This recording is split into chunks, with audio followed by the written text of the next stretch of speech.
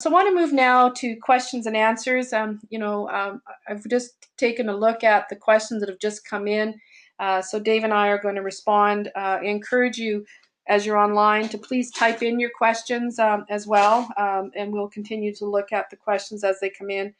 But Dave, the first question for you is why do you always hear from everyone that data is a mess? And how do you think we should fix that? I guess that's kind of a build on what I've said, but that's one of the questions is why do you always Yep. hear from everyone that data's a mess?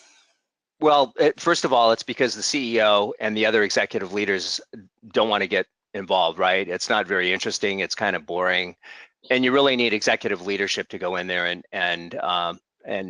take the time to see what the problem really is, take the emotion out of it and the blame, and then set up a process so that it gets better.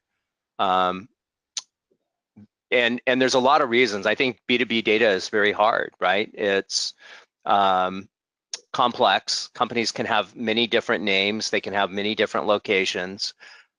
Sales reps are notorious for not wanting to be data entry clerks, and they shouldn't be. That's not really what you're hiring them for.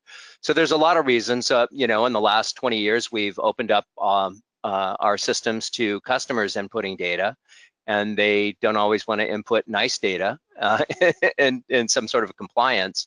So there's a lot of reasons why the data gets to be a mess. But I think it all starts with leadership. Leadership has to simply decide that this is a priority. It's really important, and take the steps to resolve it.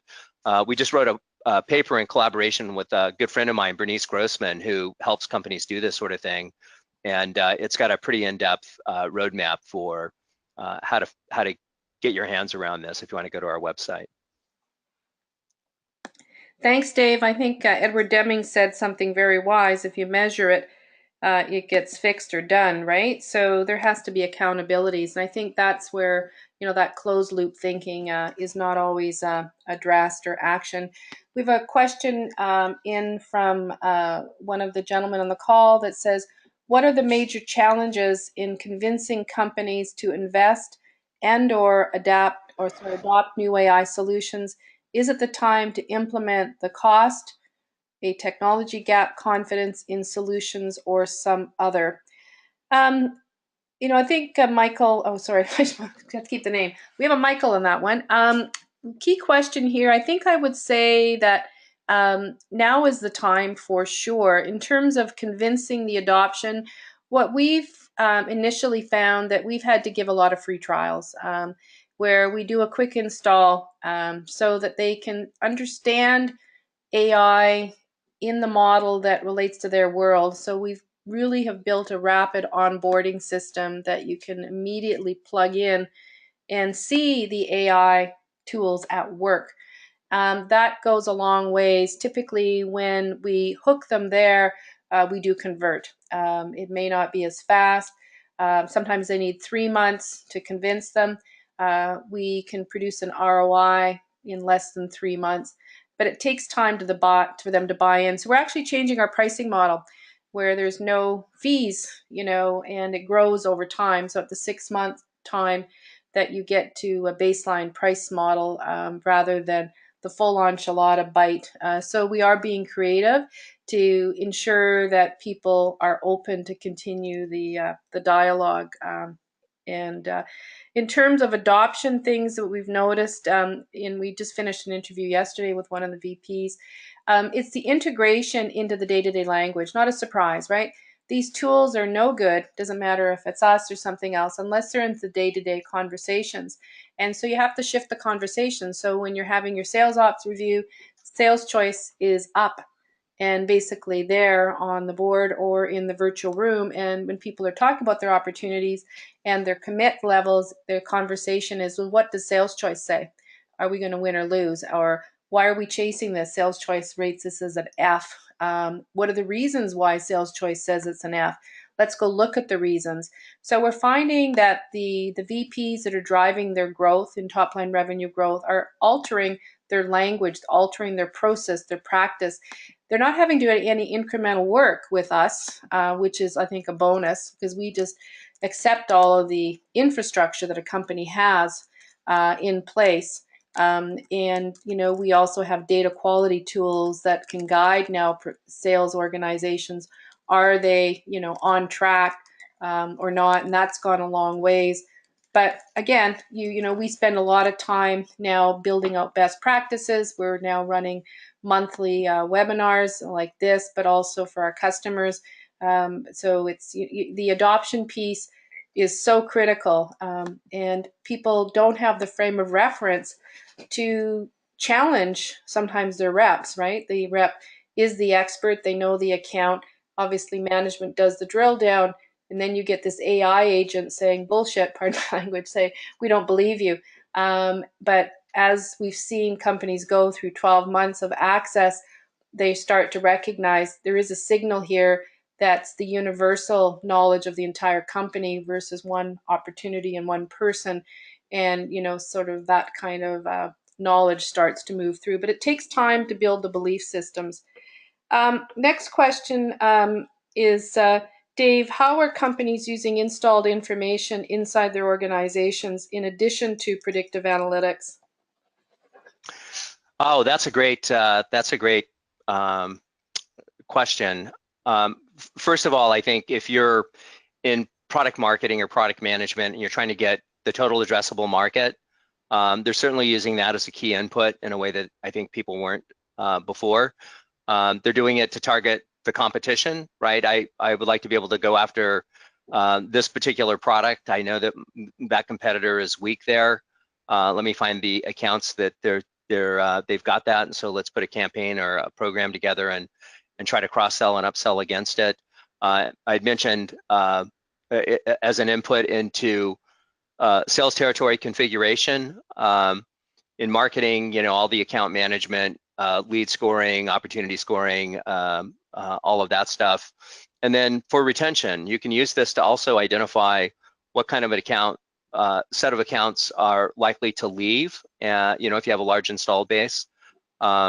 Or just the converse of that is your competitors, and are they going to leave? So those are probably the big ones that we've seen so far. It's kind of like a Swiss Army knife, right? Where it has a lot of utility inside of an organization.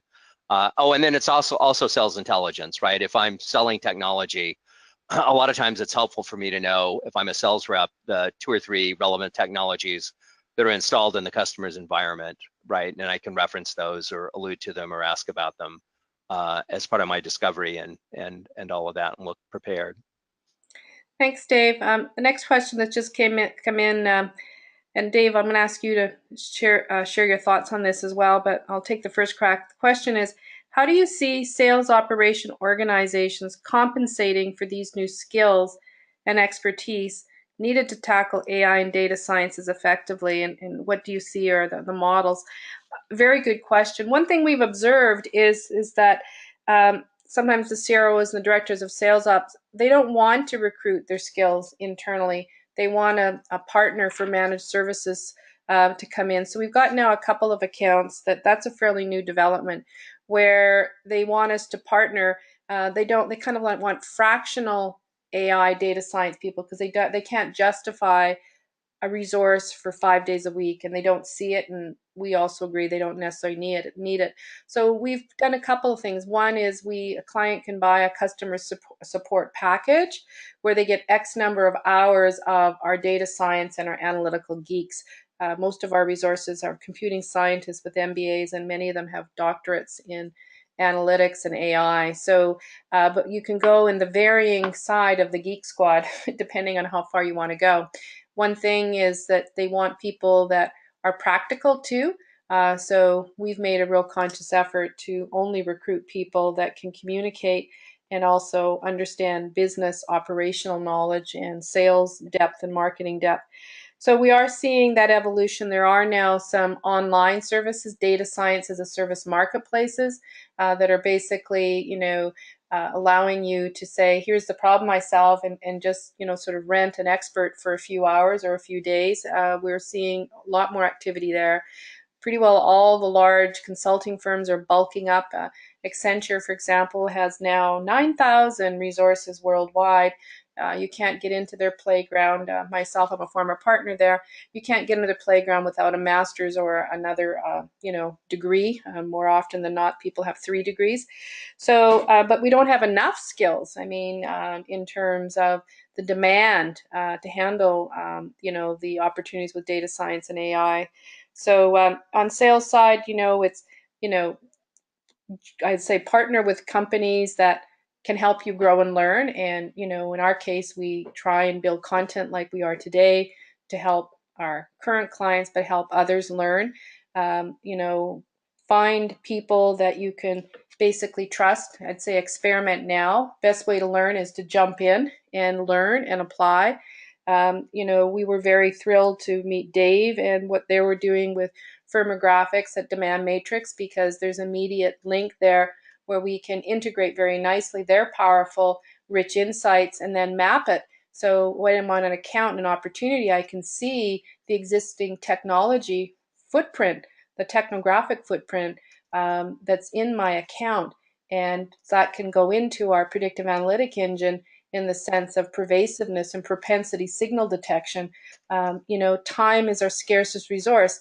So there's a lot of creativity that you can do, but it all begins with, obviously finding some budget. Can't do this without some, but it's amazing how far you can go with just being sheerly creative.